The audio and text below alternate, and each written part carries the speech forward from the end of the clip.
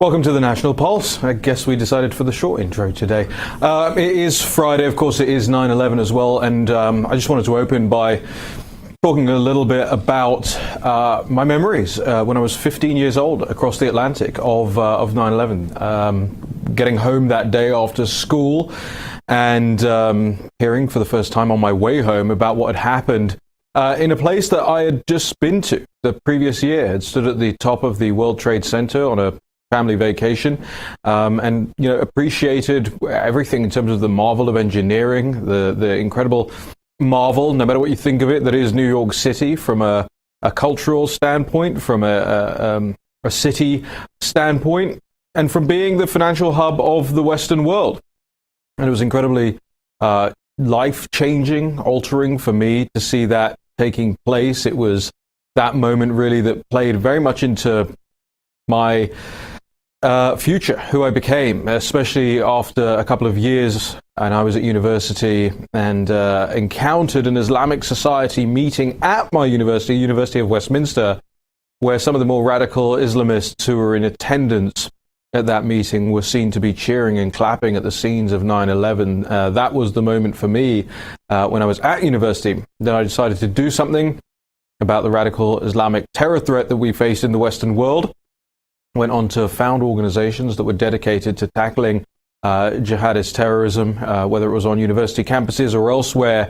And then also going on to write a book, No-Go Zones, which came out in 2017, where I traveled to all of these different ghettos across Europe so that I could report on what was taking place in these areas and how radical imams were preaching hatred and violence.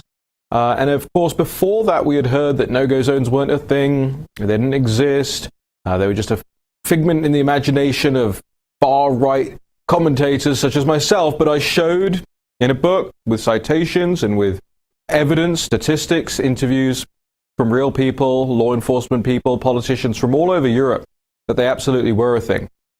That book, I think, really changed what had happened in that discussion. We no longer heard from Western politicians claiming that no-go zones weren't a thing.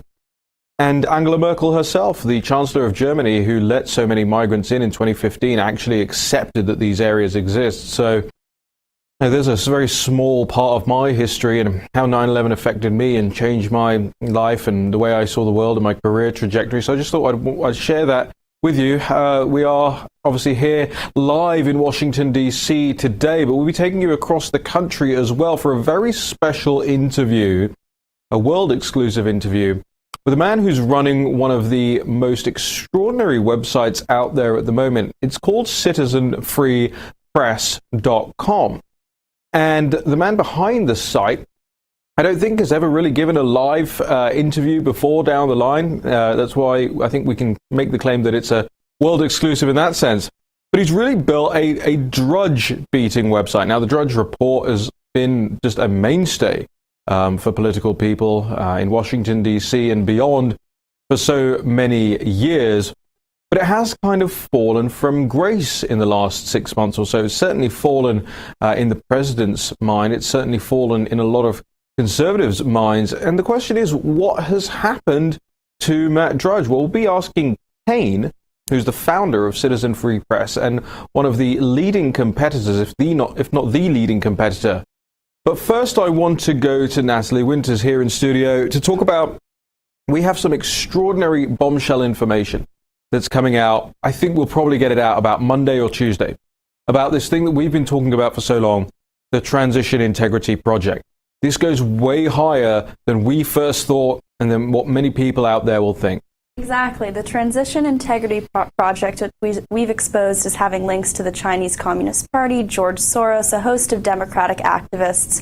In short, you can call it TIP. It's just that, the tip of an iceberg of a much more calculated and sinister plot, really to steal the 2020 election to ensure a Biden victory. This goes, frankly, all the way to the top, involving former president staffers, high-level staffers at that. And since President Trump's inauguration day, you've seen these same groups. It's a different iteration, a different name, but it's the same actors, the same individuals with the same goal of bringing President Trump down. Yeah, and there's just some extraordinary information that we managed to dig up.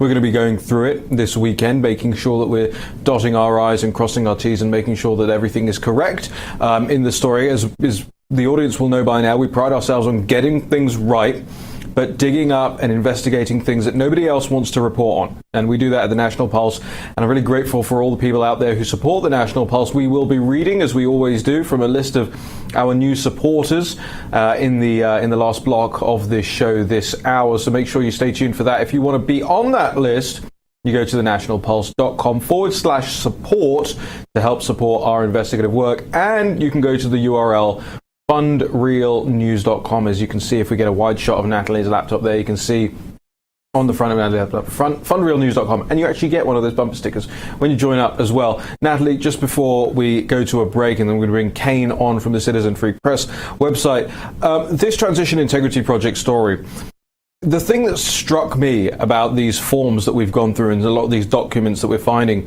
is that actually it comes back to the same people who right at the beginning of the Trump administration and even before the Trump administration were spying on the next president of the United States. And I think that this is really going to bring TIP down.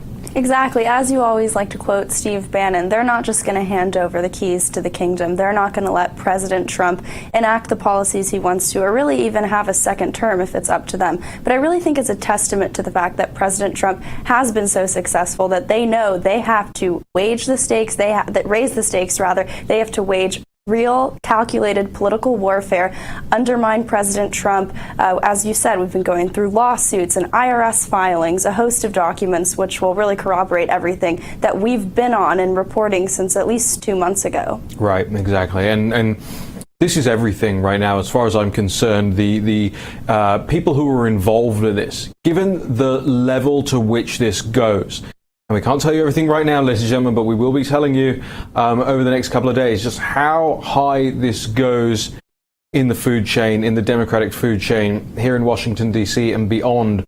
You may not be shocked, given some of the names involved, but you will certainly be appalled, and it will certainly heap up pressure on the national media to accurately report what the Transition Integrity Project is, because they like to say it's non-partisan or it's bipartisan. It's neither of those two things. It is a hard, and we have the receipts. So stay tuned for thenationalpulse.com over the course of this weekend and early into next week. This is the National Pulse. When we return, Kane from Citizen Free Press. We'll be right back.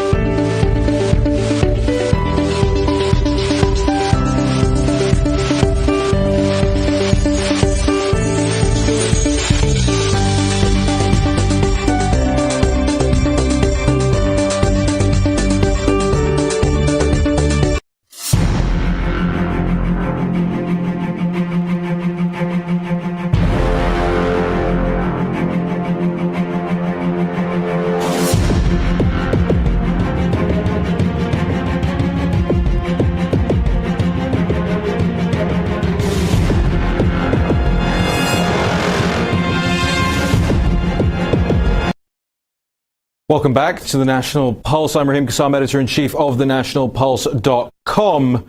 It is Friday, obviously, a very important anniversary here, the 19th anniversary of 9/11. I am glad that there is a lot of attention on this anniversary, especially whether or not we're teaching the next generation enough about this. And of course, you've been hearing about that all day long here on America's Voice. We did that on the War Room this morning, spoke to just some amazing people who were there on the ground when it happened, whether it was Mayor Giuliani, Bernie Kerik, Buck Sexton, that whole crowd. So make sure you go back if you missed this morning on the War Room. It was just a stellar 2 hours of some great American heroes. I want to pivot now, however, to what I think is another American hero in a different sense. There is a great big gaping vacuum out there in conservative media, left by Matt Drudge, who appears to have gone full leftist, at least full establishment. Kane is the pseudonym of the founder of the citizenfreepress.com website, which is driving just incredible numbers right now and really doing justice to news as we had come to understand it from Matt Drudge's time at the helm. But Matt Drudge wants to leave the battlefield on the conservative side, and so be it. It's up to others to jump in. Kane joins us for an exclusive interview live right now. Kane, do you hear me? I do. How's the audio? Kane, it's fine. Just keep it at that level. Keep speaking to us at that level, and we'll be absolutely fine. Listen, we're very grateful for you joining us here on the show today. I know you haven't really given many, if any, real interviews like this. No. And I want to start off because it is 9/11. I want to make sure that we pay due deference to all of the people who have been through so much as a result of those heinous terrorist attacks. And I just wanted to ask you about your memories of 9/11. Before I say it was interesting to hear your thoughts about being 15 years old and back in London and not long after your visit to New York City, the World Trade Center. I've actually never been there. I was in Santa Monica. I was, I guess, 31 or 32 years old. It was 5:45 in the morning. I was awake because of trading. I was watching Joe Kernan and the old curmudgeon Mark on Squawk Box when the first jet hit, and of course, like everyone, my mind was blown. Immediately, I started thinking that we were likely to go to war. I'm sort of the antithesis of a neocon, but even I was roused that morning, and forgetting the stock market and everything I had going on there, it was a nightmare. And as it continued to unfold, every 30 minutes there was something else, and it's an awful memory. I'll never forget it. And it's important that we continue, as you said, to remind people and remind young people of why it happened and why bin Laden said it happened. And so today's an important day. Right, absolutely. Well, Kane, I mean, a lot of people know your website. It's doing just amazing numbers right now. But for those that don't, I suppose my first question is, what is citizenfreepress.com? Well, as it was originally imagined, it was to be a Drudge Report alternative. I first got the idea and not that I'm unique in that idea, but I visited Drudge for the first time based on Monica Lewinsky, that whole breaking thing in 1998. I was living in Santa Monica, as I said. And 5 minutes after I visited, I wanted to start an alternative. And not because there was anything wrong with what Drudge was doing, but just because I wanted more. He had 35 or 40 stories. That was all he was really doing per day back then. And I loved it. I'm a news junkie. And I immediately wanted to start a competitor. Or not a competitor, but just an alternative. So it's actually had been in my mind for 19 years before I finally did this. I didn't really get seriously thinking about it until the mid 2010s, but I kept actually putting it off because Matt Drudge explained it really well in an Alex Jones interview he did a few years ago before the election. And that is when he said he hadn't had a day off in 23 years. Now, we know he's had help. A number of people have helped him with the site, from Andrew Breitbart to Joseph Curl to others. But he was still doing it every day. And one of his friends described that he was never without his laptop. So I had that in mind, and I knew that. And I knew my life was going to change once you start, you can't stop. Any work that you've done is destroyed in 24 hours or 12 hours if your site doesn't update. So I put it off for a while, and it's even been more of a life-changing experience than I imagined. And so just for the people that don't know, I mean, what that is, an alternative to Drudge, effectively the Drudge Report is an aggregator. It pulls the most important stories as far as Matt Drudge and his team are concerned, and it places them on this website that has been, and I think we can get an image of the website up there in just a second on the screens, but this website that kind of tiers the news and re-headlines some of the stories that that Matt Drudge thought were important. And your site looks quite similar, I would say, right? Yeah, it does, and it was I paid homage to the guy. As much as people are upset with him, and I can certainly understand why, he's still the pioneer. In my view, the Drudge Report is the greatest website ever created in terms of format. It's fantastic. You don't have difficulty finding stories. Now, granted, he'll often put news stories further down the fold in one of the 3 columns. You have to spend a little time looking for them, and I don't do that on Citizen Free Press. But you're exactly right. It's an aggregator. Matt just chose the 35 or 40 stories a day that he liked the most, and he posted them. And so, one of the things about Citizen Free Press, though, is it's completely counterculture, as people will realize if they visit. You have to scroll down, depending upon the day and how far behind I am, scroll down between 100 to sometimes 200, 225 links before you even find the logo for the website. And people think that's ridiculous and crazy, and they're always telling me to move it to the top. But it's, that's sort of what I like about it. It's rip and read. Everything new comes right at the very top of the site, so people don't really even have to scroll down too far. Now, and I'll add one sort of difference that between Citizen Free Press and Drudge is mine is more of a hybrid site. He does 40, 50 stories a day. I try to do 100. And of those 100, maybe 30, 35 are my own stories. Often videos, let's say, of you and Natalie or other fantastic media people. And so those 35 or 40 stories allow commenting. Kane, yes. Kane, we've got to go to a quick break. Just hang on to that thought. We'll come back. I want to get into that, get into what drives you, how you actually curate the site. We'll be right back.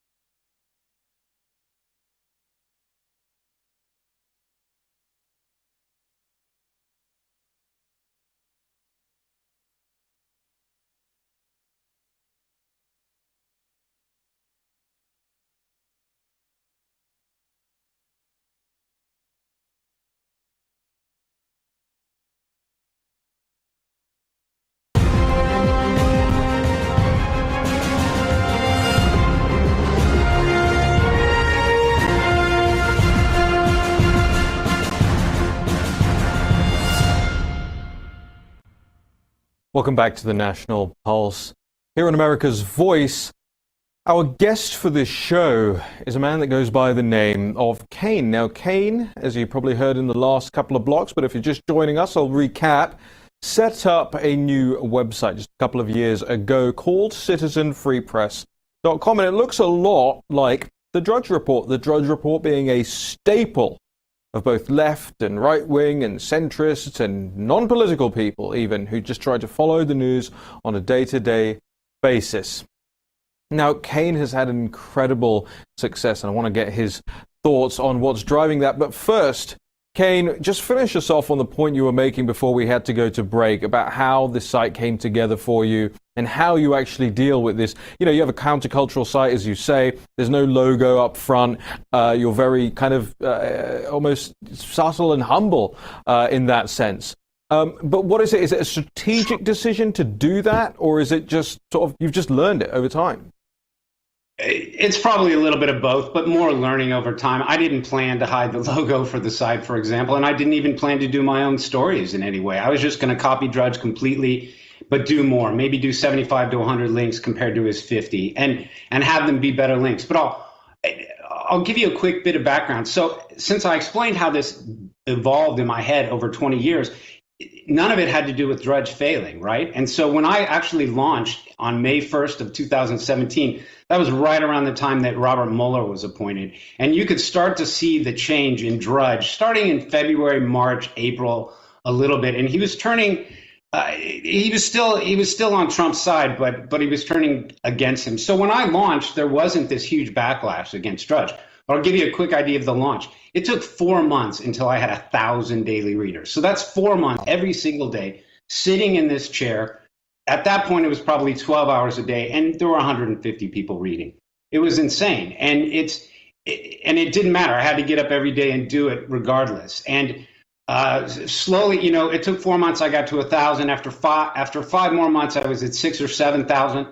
A quick little story: I went to Matt Drudge's internet advertising firm, Intermarkets, with 1.5 million page views. Super cocky. Told the woman who ran the place that I was going to be her second biggest site within 6 months. And she laughed at me and they said no. And it's funny because now that was with 1.5 million page views a month. And now in September, I'm probably going to do 60 million.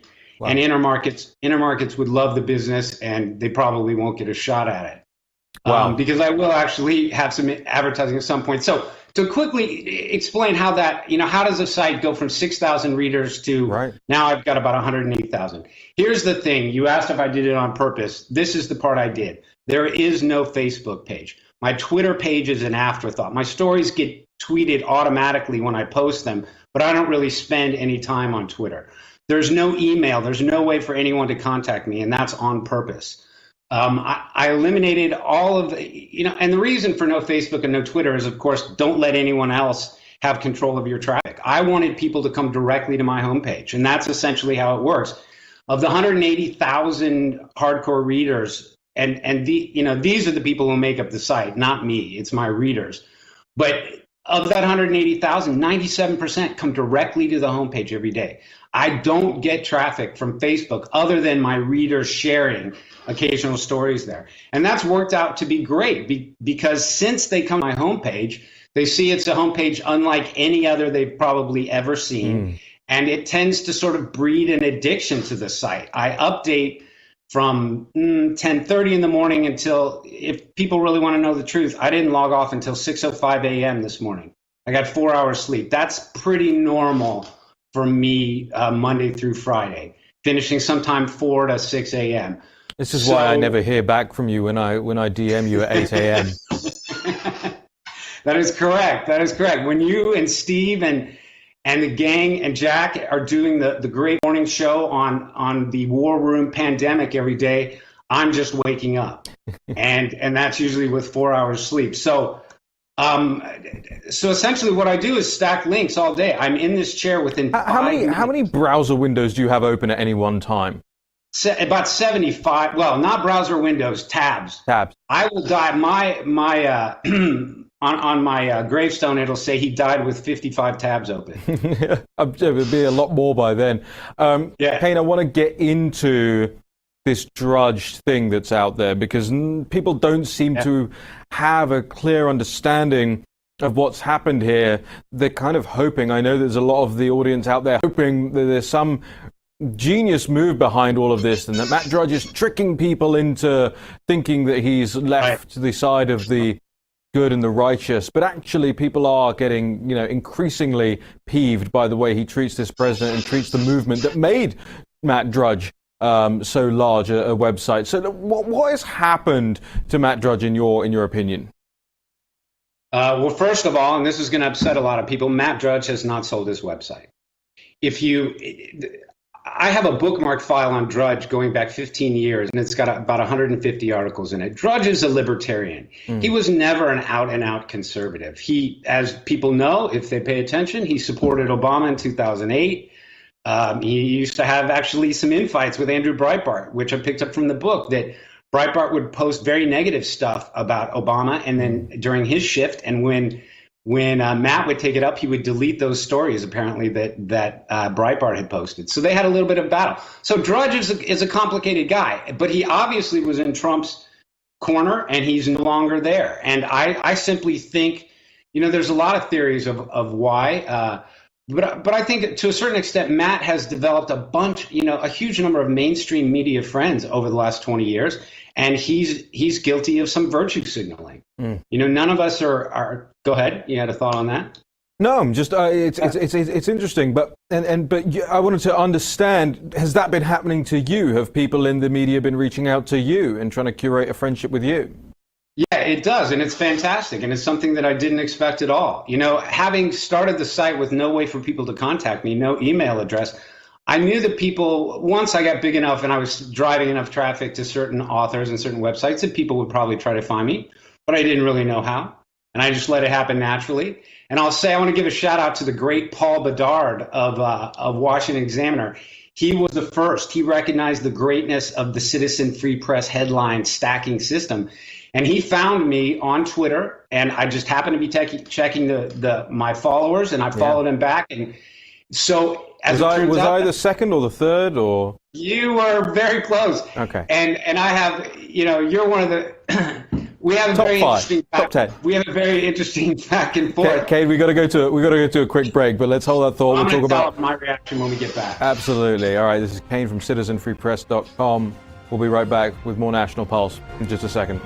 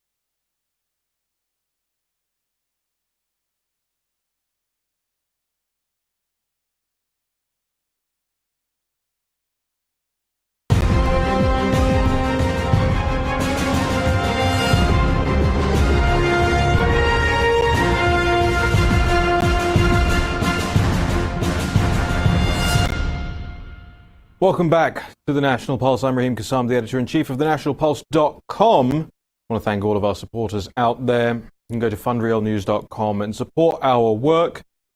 Our guest today is a very intriguing figure, and we're incredibly grateful for Kane coming on this show and telling us a little bit about himself and how his website, citizenfreepress.com, how it got started. There's a lot of different aggregators out there at the moment trying to fill the void that Matt Drudge seems to have left in his wake. And Kane, I just want to understand from you as well, because you sort of go through these statistics quite religiously, whether it's SimilarWeb or other sites that provide the numbers. Matt Drudge is having a bit of an apocalypse in terms of his readership. Is that not correct? That is correct, Raheem. I actually did a story on it last night. I'm going to pull it up on my site while I talk to you. He's down, give the numbers quickly, he's down 53% since his peak in 2016. As any regular Drudge reader remembers, in 2016, he used to have a headline every 30 days, and it was the same headline, and it was, "Thanks a billion."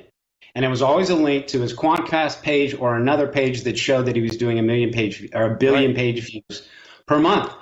As I show in this story, and I have this, his graphs, he's at 475 million. So he's down 53% since the height of 2016. And as any sort of political traffic junkie would know, traffic should be going up headed into November. Drudge should be gaining numbers here in July, August, September, Absolutely. October. He's not. He's hemorrhaging numbers. And if you want to know, that's page views, 475 million a month. Let's talk unique visitors. He was doing 3.5. So in 2016, 3.5 million people were showing up at his site every day, and they were coming twice a day. I've been checking Matt's numbers every week for 12 years. I'm a traffic geek, you could say. So they were coming twice a day, 3.5 million. Now he's got 1.7 million. So it's gone. It's half gone. And I would imagine of that 1.7 million, probably 500,000 are progressives. There are. Go ahead. Yeah, no, I'm agreeing with you. I am concerned that we're pressed for time here as well. I told you it would go faster than you think it would. I want to get into this book that's come out, this Matt Leshak book. I think we can get the image on screen of the Drudge Revolution book. And you mentioned it. You sort of alluded to it earlier on. People are fascinated by the character, this person, and what he's done and what he's built. But I think they're also interested in these other sites that are popping up, like yours, like Citizen Free Press. And before we got to the break, we were talking about how people are kind of reaching out to you, how different journalists are reaching out to you. I just want to let you finish that thought as well before I want to get on to who Drudge has got helping him on the site now and how that affects what he publishes. Right. Well, I want to tell the story of how I met you. Like, imagine I'm working hard. I'm doing this every day. I check my Twitter followers, and there's Raheem Kassam. Now, you and I had never spoken, but I knew all about you because of Breitbart London. You had a pretty decent name factor, but to be honest, I knew nothing about your past. So I immediately checked Wiki and was blown away. Number one, because it's the beard. I thought you were probably back in the day when I first was exposed to you, I thought you were probably 32 or 33, and in fact you were still in your 20s. Oh. And when you check the wiki, you find out you ran for head, or you can correct me where I'm wrong here, but head of the UK Independence Party with Nigel. You ended up being his top advisor. You have all this political experience. You wrote the No-Go Zones book, which is fantastic. And, I hate getting compliments, so I know you do too, but you do the job at National Polls as a TV guy with a producer in your ear. I know this from my time with CNN Moneyline and Lou Dobbs and Stuart Varney. It isn't easy, and you do it. So I was blown away, super happy, stoked, of course, Raheem Kassam. So we just started talking, and we found out we had similar personalities, both pretty sarcastic, and we've built a friendship. Now, I'll quickly mention a few others. It's 20. There's 20 journalists who send me stuff every day. I'm not going to mention their names. They're fantastic conservative journalists, and I'm super happy to support their work. I think that's one of the important things that I do. And Natalie, one of them sitting right next to you. I think she's sitting right next to you, or somewhere around there. Yes, she is. Natalie Winters, who does fantastic work on the National Polls. So go ahead with your next question. Yeah, and I think this is only going to get more and more for you in terms of responsibility and the weight of all of this. You don't sleep very much. You say that yourself, and these things can take a toll. But you have a background in media. You kind of alluded to it right there. Is that something that you'd be willing to share? Yeah, sure. I wanted to be a sports broadcaster, Raheem. That's what I wanted. I figured when I was 12 or so. And I was studying abroad, my third year of college from the University of Virginia. I was studying abroad in Granada, Spain in 1987, typing a resume on a typewriter to send to the intern coordinator in Washington, D.C. And check this out. That guy, and I can't remember his first name, his last name was Levin. He had been a hostage in Beirut for 3 years. He was an AP reporter, or maybe he was working for CNN. So when he finally got free, they put him in charge of the intern program at the Washington, D.C. office of CNN in 1987. And the thing you have to remember about CNN in 1987 is it was brand new. Maybe it existed 2 years. And it was the summer of Oliver North and Iran-Contra, when Reagan didn't remember everything, and there were 35 straight days of Democrat hearings on Oliver North. So it was a great summer to be there. Within an hour I'll just say this quickly, within an hour on my first day, I was running camera in studio. You don't get to do that at ABC, CBS, and NBC. Those are union jobs. But Ted Turner knew what he was doing, and he had these really, really aggressive internship programs. So that led to an offer. I worked a bit after college for CNN Moneyline and Lou Dobbs and Deborah Marchini and Stuart Varney. And then I actually went into investment banking. I went to work for Alex Brown and Sons in Baltimore. But yeah, media was always my thing. As you and I have talked, we're both news junkies. We love politics, but it's really about news and knowing things. And who knows why that is about us. But go ahead. Right. No, I mean, it's news that makes the world go round, and everything else kind of has to revolve around it. I know Andrew Breitbart had that famous phrase that politics was downstream from culture, but actually it's more like politics flows along the river bank that is culture, right? And the two move together. I want to get into, we've got about 40 seconds left here, so we're going to have to move this to after the break, but I want to get into just specifically who Matt Drudge has running his site, and if he hasn't sold it, then what in your mind has changed? I know you have a lot of insight into that, you have a lot of information on that, and I have some thoughts of my own as well. I know you had some questions for me as well. Kane is the guy we're speaking to. He is the man behind the citizenfreepress.com website, this real Drudge killer that is just more and more popular by the day. When we come back on the National Pulse, we'll ask Kane, who's Matt Drudge got working for him and why? We'll be right back with more National Pulse after this short break.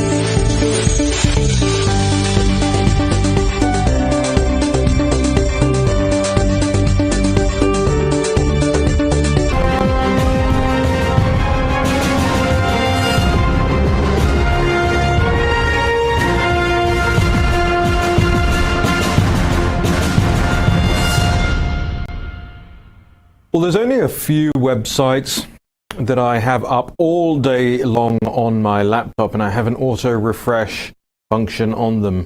One of them is MarketWatch. One of them is a website called Nuzzle. It's something you plug your social media account into, and it tells you what all of your friends and their friends are sharing at any given time.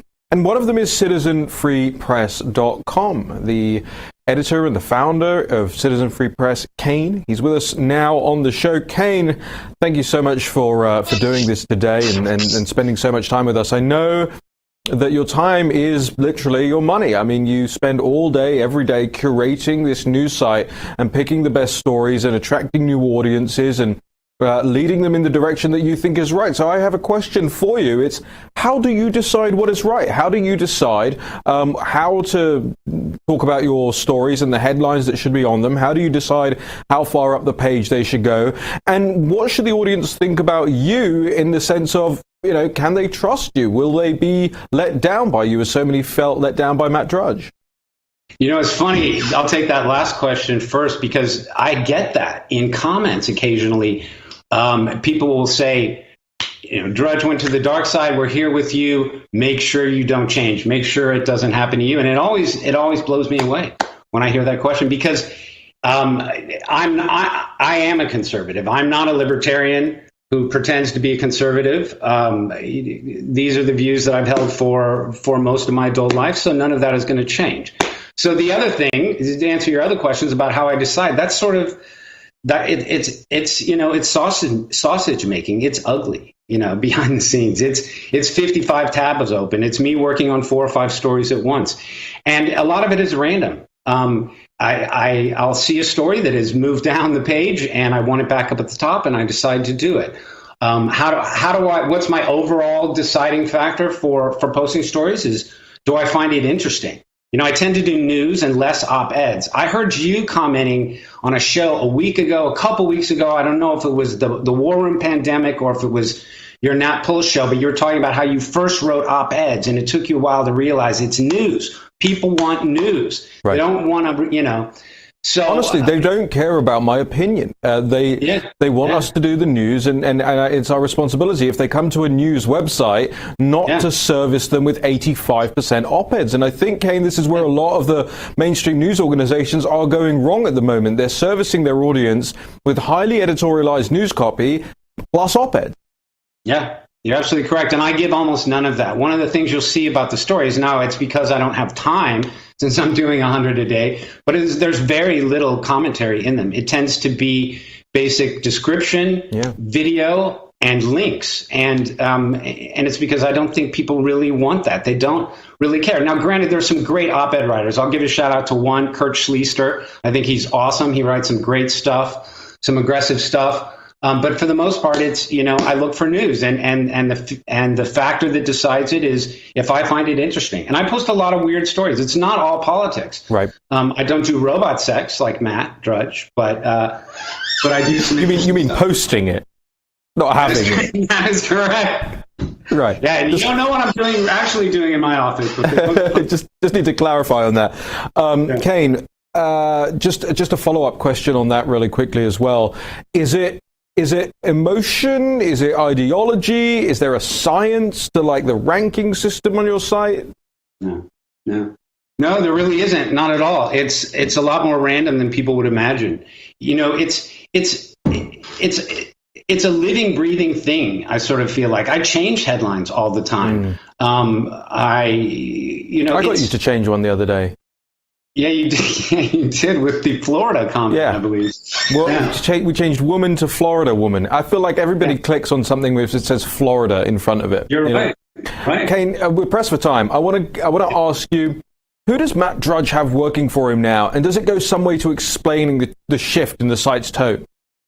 I think so. His name is Daniel Harper, and you should be the one answering this question because you know him personally. I do not. I'll just say briefly, New York Post. And you tell the rest. You've told me he's a neocon. Let's hear about Daniel Harper. Well, As I told you before this interview, when we spoke on the phone in advance of this interview, a chap called Daniel Halper kind of sort of circulated around the same group that I used to hang out with some years ago now. It was down here at the Morton's Terrace downtown in Washington, D.C., and I don't know the guy. I may have had 2 conversations with him ever, but it was very clear that he came from a very specific philosophical, in an ideological background, much more neoconservative, linked with much more with sort of the old Weekly Standard and Washington Examiner, the Philip Anschutz, Bill Kristol side of things.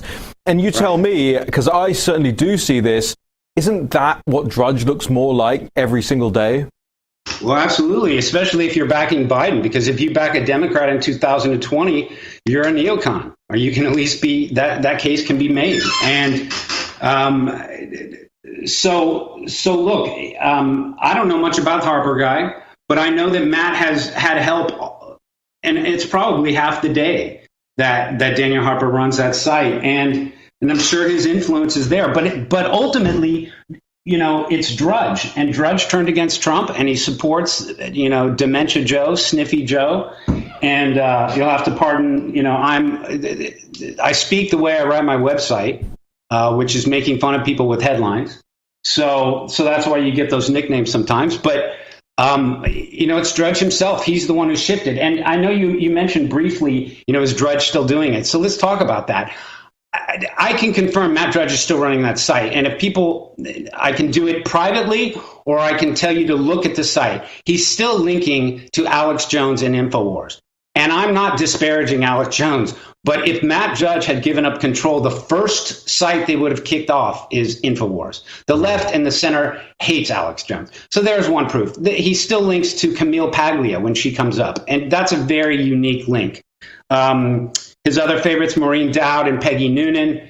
So Matt is still involved with the site, and I won't get into the private reasons that I know, other than a well-known conservative website operator got confirmation from Matt himself. I'll just say that through email.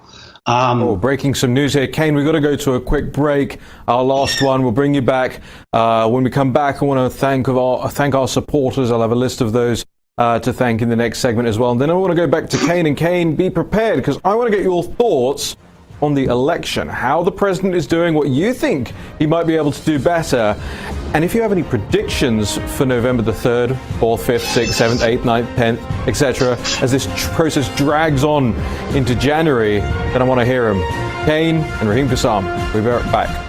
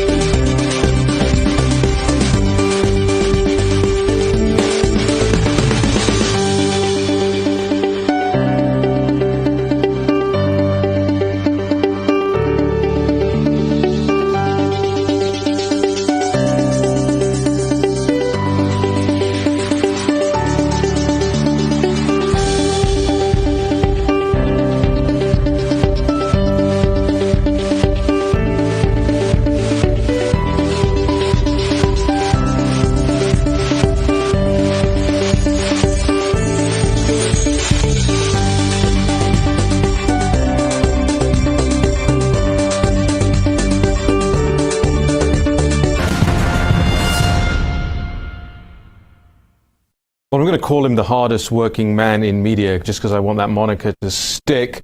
Kane from citizenfreepress.com is joining us here on the National Pulse Show. But before we go back to Kane, very quickly, every Friday we like to say thank you to our supporters on the website, people who keep our investigations going.